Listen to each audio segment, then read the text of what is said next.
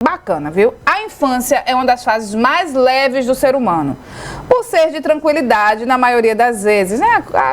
A criatividade, a curiosidade, enfim. Quando a gente está numa família bacana, a infância é realmente maravilhosa. Porém, os pais devem ficar atentos, porque a depressão e a ansiedade também podem aparecer nessa fase, principalmente nessa época agora, viu? Na volta às aulas e a pandemia deu uma piorada nessas coisas. Vamos chamar a Ana Rebeca Passos ao vivo com as informações. Então, Ana, travou, foi? Deixa eu ligar para Ana Rebeca. Na hora de chamar a Ana, deu uma travada ali na nossa internet. E eu já vou fazer uma ligação aqui para Ana para a gente entrar por áudio com ela. Voltou? Pronto. Ana voltou. Ana, muito bem, bom dia para você. Essa é a segunda semana, né, de aula, uns 10 dias de aula. Já dá para identificar se o ano vai ser tranquilo ou não para o estudante em relação a crises de ansiedade? Porque a gente diz assim, esse pessoal está tendo isso agora. Na verdade, isso sempre existiu. A gente aqui não dava a atenção necessária, né? Dizia que, no mínimo, era frescura. Então, Renata, bom dia mais uma vez para você. Eu conversava aqui já com a psicóloga, né, nos bastidores um pouquinho, antes de entrar ao vivo, a mudança de perfil, né, dessa criança, desse adolescente, desse aluno. Na minha época, ou na sua, eu não sei, levanta, menino, pega a mochila e vai para a escola. Tá? Então, tudo era muito considerado assim, tem que aprender, porque é a única herança boa que eu tenho que deixar para você. Nos dias de hoje, né, a gente já faz uma avaliação ampla, né, do comportamento, né, de situações que aquela criança está passando, do comportamento dos pais, tudo isso influencia. E aí, Renata, em 2 semanas de aula, dá sim para perceber, né? Por isso que a gente veio conversar com a Uena, a Larissa, que é psicóloga, para bater um papo com a gente, explicar um pouquinho melhor sobre essa questão de ansiedade. 2 semanas de aula. Os pais já têm como notar aí, Uena, um comportamento, porque assim, se for uma criancinha maiorzinha, ela está retornando, né? Então tem alguma coisa do ano passado que ficou ali, pode refletir esse ano. Os menorzinhos a gente fala daqui a pouco, mas esse que está voltando, a gente tem como observar o comportamento deles? Bom dia. Bom dia, Renata. Tem sim, né? São 2 semanas e essa criança pode apresentar no dia a dia e até em forma de resistência para a escola. Né? Então, se ela apresenta algum sintoma, é importante chegar junto, para conversar, para identificar o que é que pode estar por trás. Às vezes é uma criança mais tímida, que está com dificuldade em se relacionar e fazer amiguinhos. Às vezes é uma criança que teve alguma demanda de bullying no ano anterior. Né? Às vezes é uma criança que os pais cobram e exigem muito. Então elas podem, em vez de tentar, através dessa cobrança, em busca mais de estudo, de aprender, eles podem paralisar a criança. Então, nessas 2 semanas, se perceber aí ou uma dificuldade para levar a criança para a escola, uma insônia, ou um suorzinho frio na mão, né? Ou a criança sinalizando, eu estou doente, não quero ir para a escola, é importante, sim, investigar para ver o que está por trás disso. E aí, o comportamento dos pais também pode refletir nesse comportamento da criança, porque se ele não observou o que a criança passou o ano passado todinho, algo ele não está fazendo, né? É verdade, né? Muitos sintomas da criança a gente olha muito para os pais. Quando eu vou atender uma criança, a gente atende também, não atende os pais, mas faz orientação aos pais, porque a partir da mudança de comportamento dos pais reflete no filho.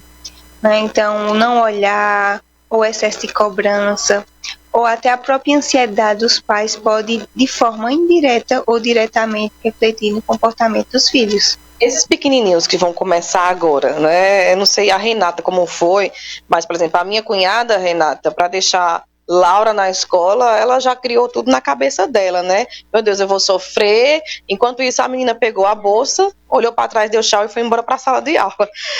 A ansiedade dos pais, a não confiança na escola também pode prejudicar a criança que está começando?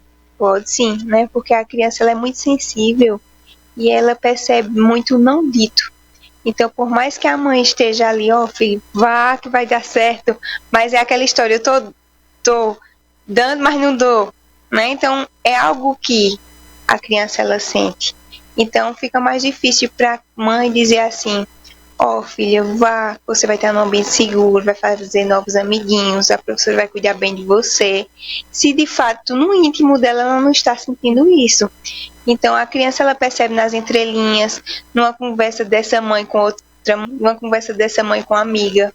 Então é importante sim que a mãe esteja bem com ela para refletir nessa adaptação dessa criança, porque a adaptação do bebezinho no ensino infantil, ela acontece antes mesmo do dia, né? Então é a mãe falando da escola, às vezes levar na escola para conhecer o ambiente, falando da professora, mostrando uma foto da professora, permitindo que a criança vá com um objeto para que ela se sinta segura, né? Então a partir disso ajuda bastante nesse processo de adaptação. E aí, Uena, em quais situações procurar já ajuda de um profissional, não é? Tanto para esses filhos como para os pais, para evitar traumas futuros?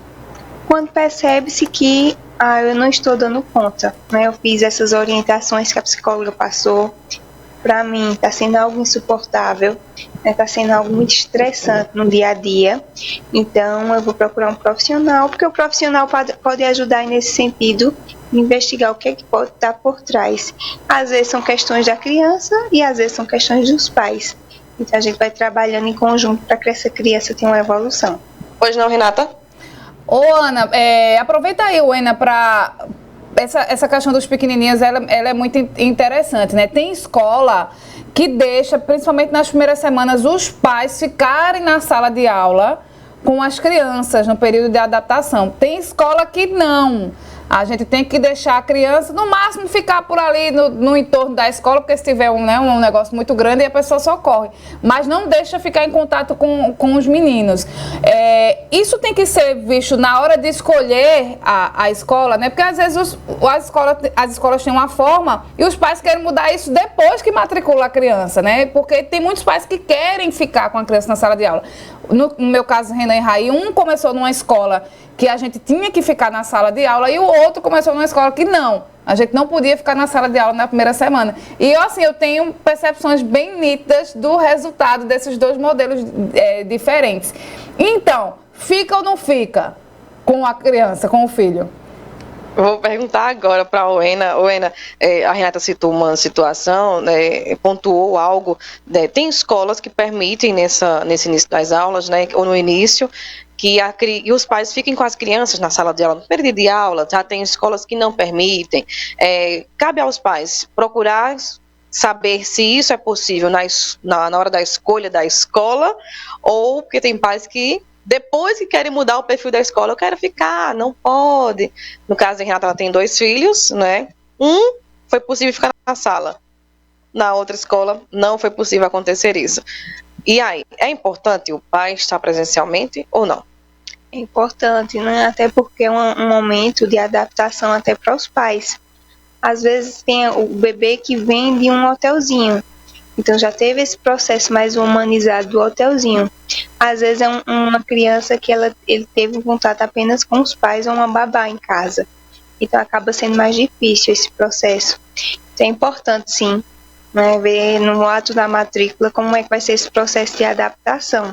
Porque faz toda a diferença, né? Da criança perceber os pais ali no ambiente dela, na salinha dela, se sentir acolhido. Ver que os pais têm um contato com a professora, que a professora não é uma figura de ameaça, né? Então faz toda a diferença. Respondido, Renata? Respondido, perfeito. E reflete no comportamento, mas na frente. Ana, e depende, como a Ana falou, né? Depende do que a criança tem vivenciado antes, né? Eu estava comentando aqui com Bel e Vinícius nos bastidores.